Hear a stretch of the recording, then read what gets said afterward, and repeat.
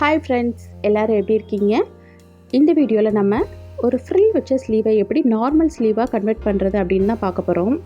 இந்த ஸ்லீவ் வந்து பார்த்திங்கன்னா ஃப்ரில் வச்சு எலாஸ்டிக் வச்சு ஸ்டிச் பண்ணியிருக்காங்க. அது பாருங்கள், அழகாக குட்டி குட்டி ஃப்ரில் பண்ணி இருக்குது.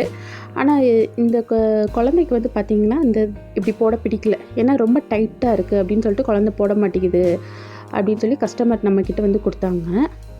எலாஸ்டிக்கை மட்டும் எடுத்துகிட்டு எனக்கு நார்மல் இதாகவே வந்து வச்சு கொடுத்துருங்க அப்படின்னு சொல்லி கேட்டாங்க. ஸோ நம்ம அதுக்காக வந்து இந்த நீடில் தான் வந்து யூஸ் பண்ண போகிறோம்.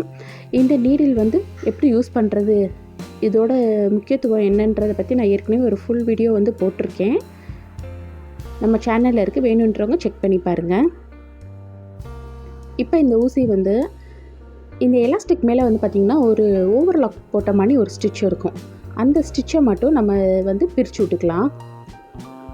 எடுத்தோடனே நீங்கள் துணிக்கும் எலாஸ்டிக்கும் இருக்கிற ஸ்டிச்சை பிரிச்சிங்கன்னா பிரிக்க முடியாது.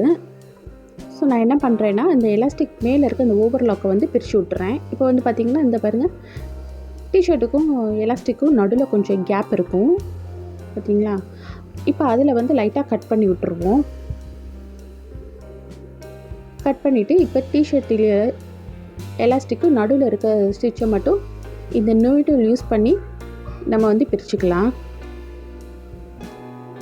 இப்படி பண்ணோம்னா நமக்கு பிரிக்கிறதுக்கு ரொம்ப ஈஸியாக இருக்கும். துணியிலையும் எந்த டேமேஜும் வந்து இல்லாமல் இருக்கும்.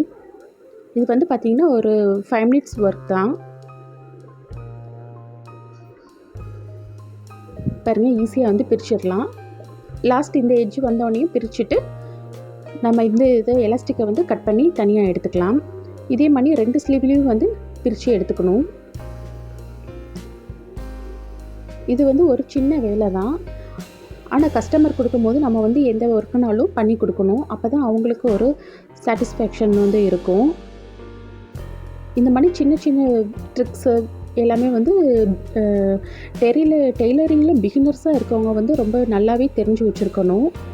இந்த மாதிரி பண்ணும்போது தான் கஸ்டமர்ஸ் வந்து நம்மக்கிட்ட வந்து அடிக்கடி வந்து ஸ்டிச் பண்ண கொடுப்பாங்க.